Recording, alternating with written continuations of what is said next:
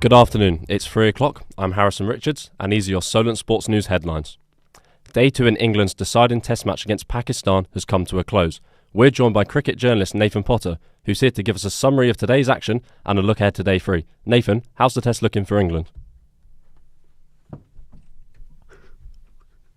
Well, Harrison, I would say Day 2 has been Pakistan's day. They began, they resumed Day 2 on 73 for 3. A collapse looked on the card until Sahil Shakil came in and put up 134 for Pakistan before being but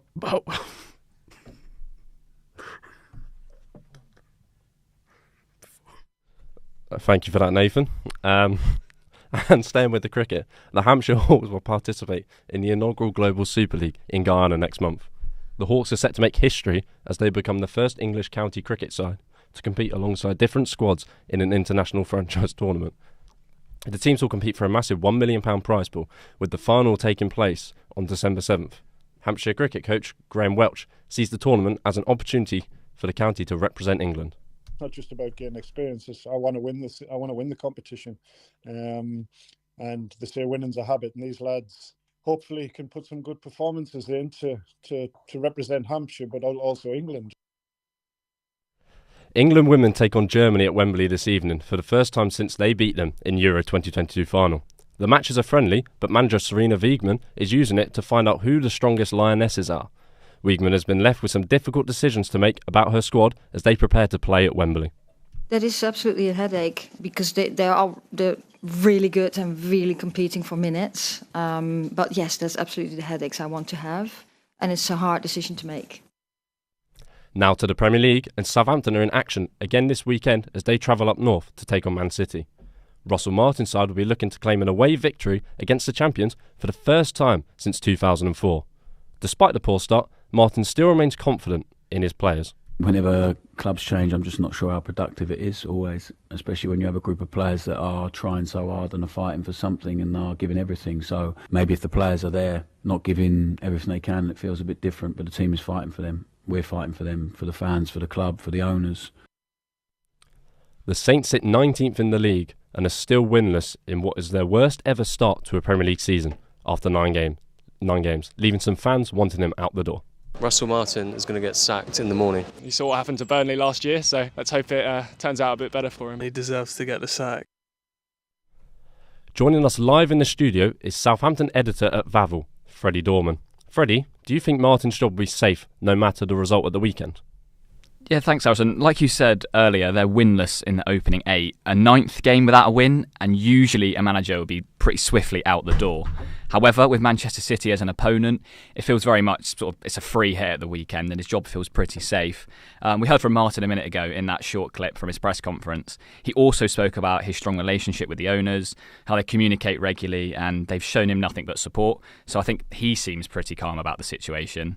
Pep Guardiola also spoke just sort of an hour ago or two ahead of tomorrow's game, and he praised Martin for being insistent with his philosophy, showing strong beliefs, and that success will only follow soon after. But saying that, it is 5 years ago to the day that Saints lost 9-0 to Leicester. So another result like that, and it seems like that's the only way he's probably going to lose his job this weekend.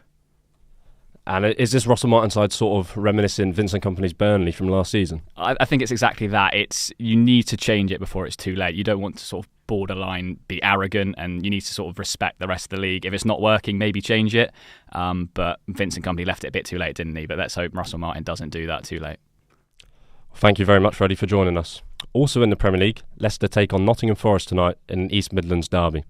Fox's manager Steve Cooper is set to be reunited with Forest as he was the manager there up until December 2023. Leicester are currently 14th in the league with 9 points, whereas Forest are in 8th place with 13 points. Portsmouth will play in the only championship game this evening as Sheffield Wednesday make the journey to the south coast. Pompey sit rock bottom of the league and will be looking to bounce back after a 2-0 defeat to Cardiff City.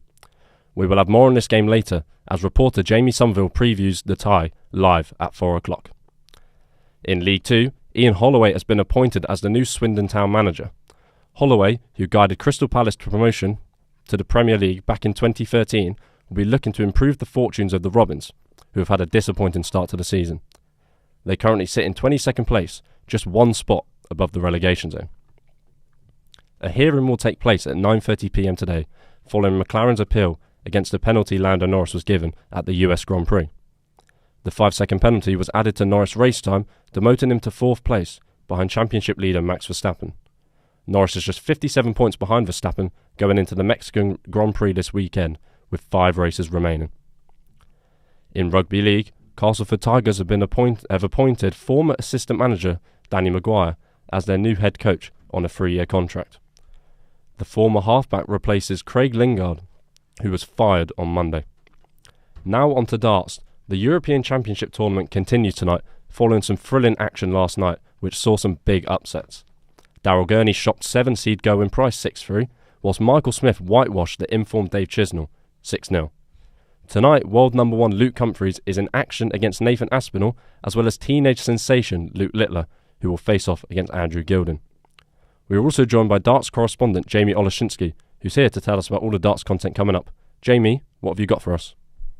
Yes, well, thank you very much, Harrison. As you mentioned, last night was an absolute feast of darting action. Gerwyn Price dropping out and dropping out himself of the entire major race, really, for the rest of the season. But tonight, we've got Rob Cross against James Wade. Rob Cross currently number 4 seeded for this tournament. We've got defending champion Peter Wright. He's up against late qualifier Jermaine Wattamina. Luke Littler, of course, plays Andrew Gilding, as you said. And Luke Humphries plays Nathan Aspinall, who's got something to prove following his injury. And also, coming up at 4 o'clock, I've got an exclusive interview and we talk about the run to the World Championships. And also, we're nearly at Ali Pali time, just 51 days to go. Not that I've been counting, but I'm so excited for some Christmas darts action.